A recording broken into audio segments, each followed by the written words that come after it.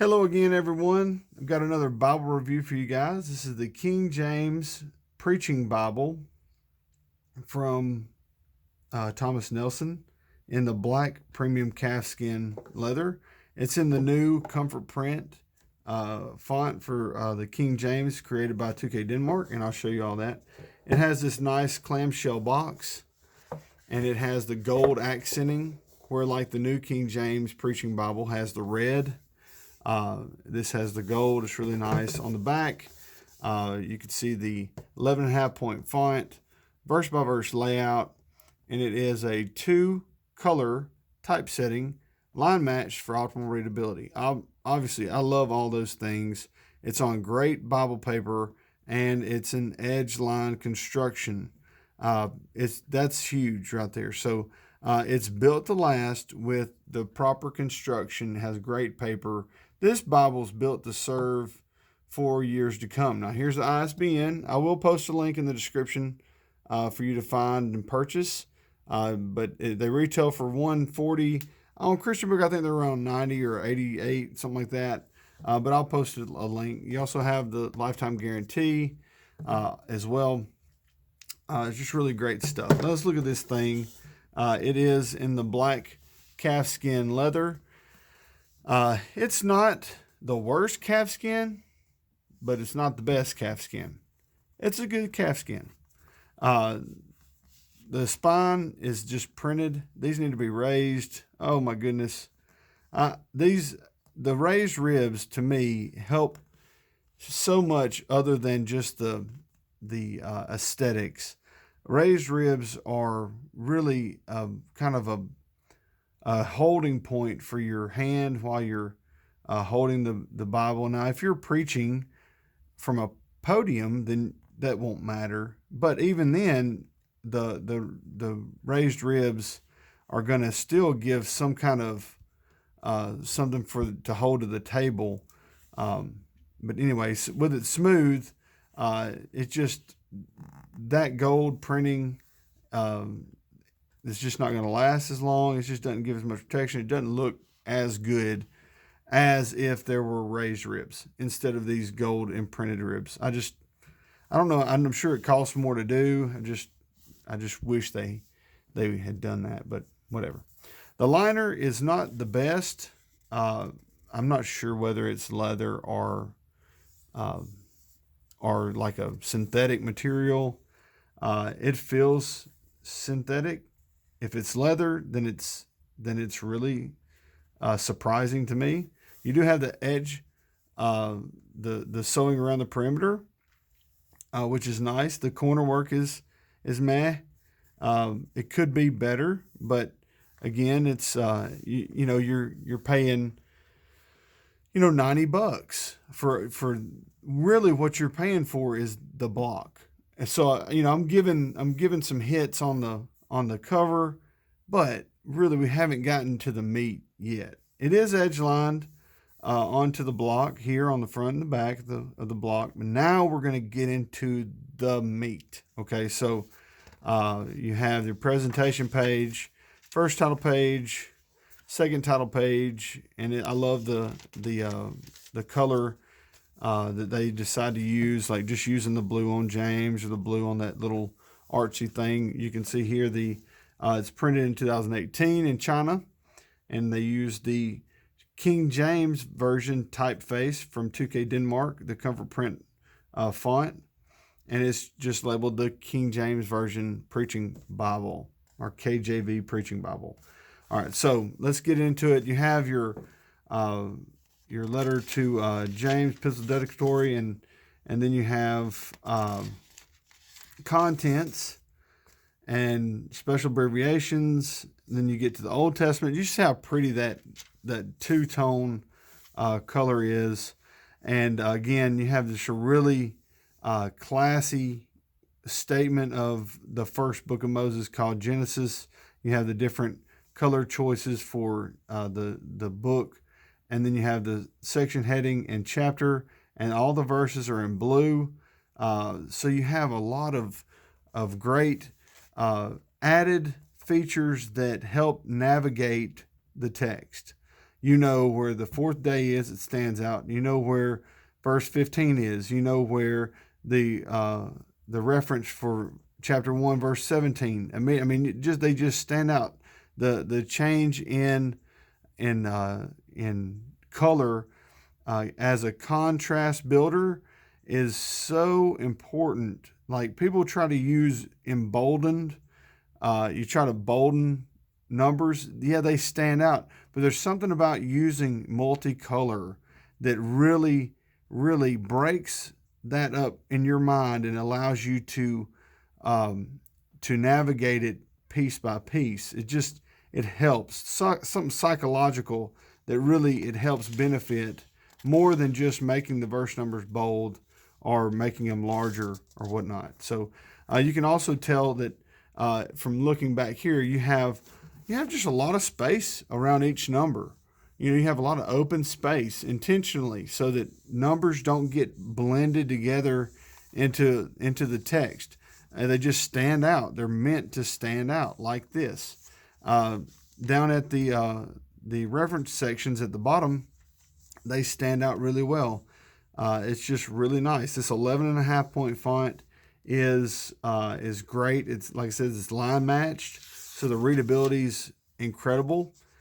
So really, there's not a lot I can complain about with this block. This block is amazing. Now, I'm going to do a comparison video between this and the Premier Collection giant print, and I think that there's going to be a real kind of push and pull between the giant print and the Preaching Bible on some favorability for preaching, but it just depends on the person, So you have the 3 ribbons here. Now, they are single-sided satin. Again, I talked with Daniel Mars, publisher from Zondervan. He assures me that those all will be double-sided satin in later productions, so that's something good to look forward to. You have some great construction. The gold gilding is really nicely done. You can always depend on Thomas Nelson. That's going to be a trademark thing for them. They always have good gold gilding, and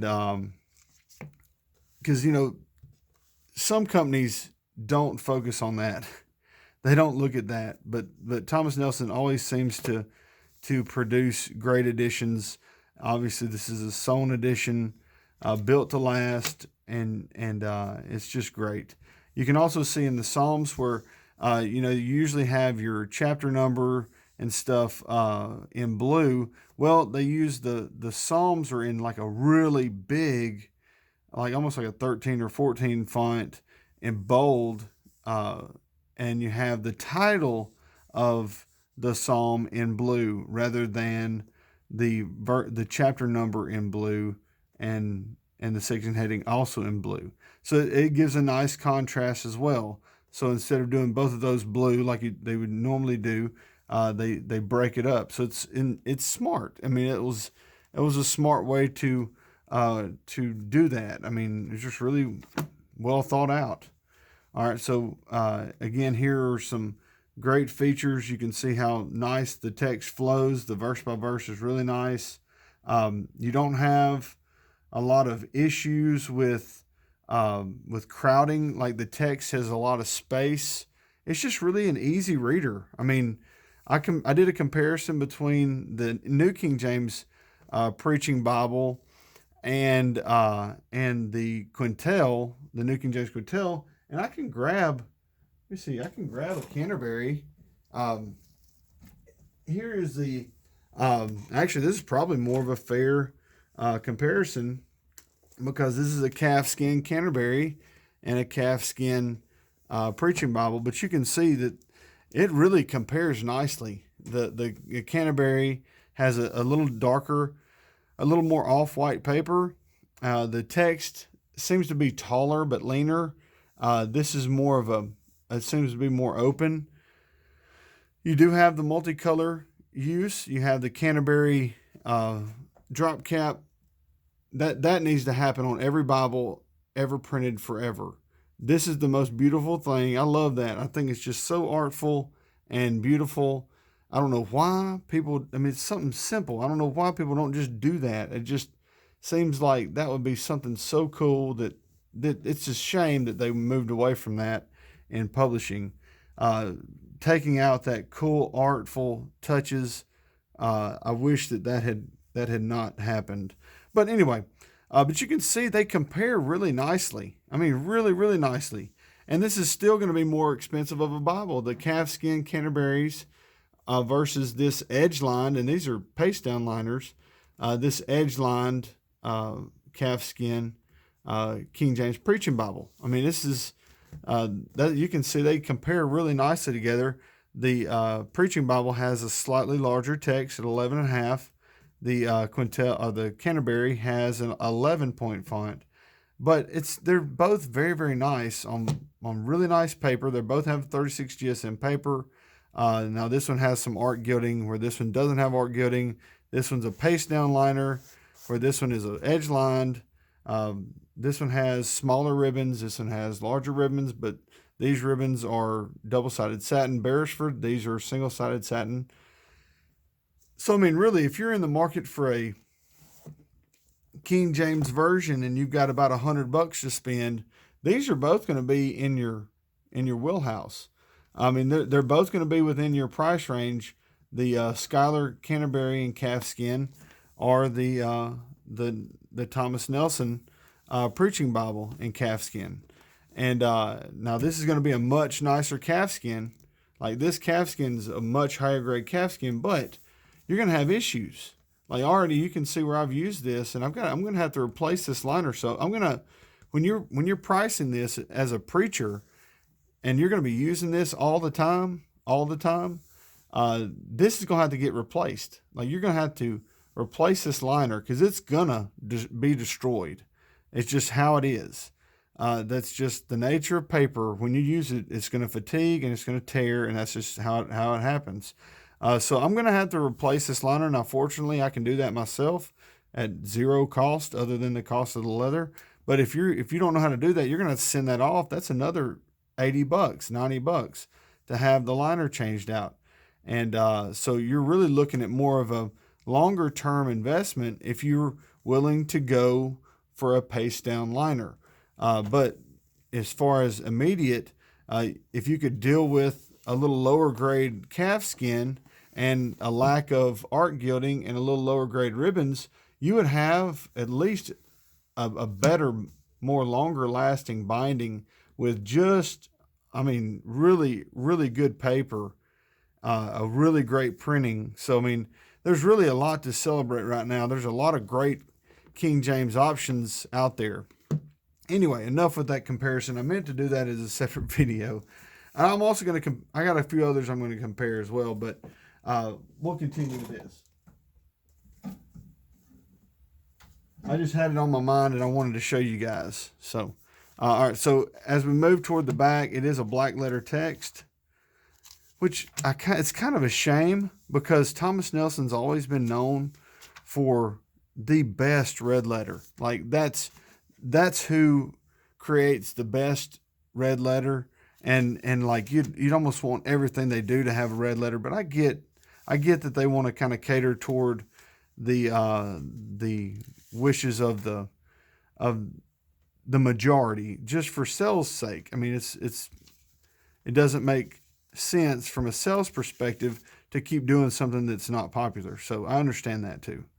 All right, so at the end of Revelation, you come to your now in the New King James. Funny, in the New King James you have about 4 pieces of lined paper, where in the King James it just goes straight to this little note regarding the typeface.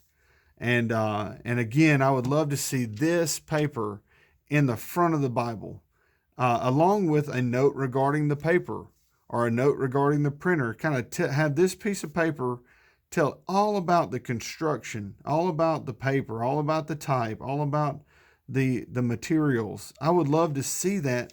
It would so help the average Joe out there try to figure out what they're looking at, you know, as far as the construction, because the more people know about construction of Bibles, the more educated the market will be, and you'll have people building better Bibles. That's just how it is. When you have people that are more educated about things, then they're not going to buy crap. I mean, they're just not. So it's going to force publishers to make better stuff. So anyway, sorry for saying crap. So anyhow, it talks about the 2K Denmark typesetting from Claus and Heidi, and it explains all that stuff. So you can read that. You have just one thick where you see it's like glued solid all the way to the top. One solid piece on both sides of the tab, and then you have your liner. Again, I don't know what this liner material is. It feels synthetic. That's not the worst thing ever, but it just to give you an idea before you purchase. There's the ISBN on the back. Like I said with the New King James Edition, I'm glad they did it small because it does kind of stand out. I would have been really fine if they just dry stamped that, because it just, in the gold lettering, it just stands out. And like on the back of your Bible, I'd rather that just be something dry stamped. It would be a lot cleaner. But anyway, that's it, folks. That's the King James Preaching Bible from Thomas Nelson. I hope you enjoyed the review. If you have any questions, leave them in the comment section. And again, I'm going to do a comparison video between this and a few other King James Bibles. I already kind of compared this to the Canterbury, so I might not include that. I might not. So anyway, let me know what you think of this Bible. Is it the ultimate preaching Bible, King James Preaching Bible for you? What do you guys think? Thanks for watching. Be sure to subscribe and click the notification bell so you're notified whenever I upload new videos and content. And God bless everybody.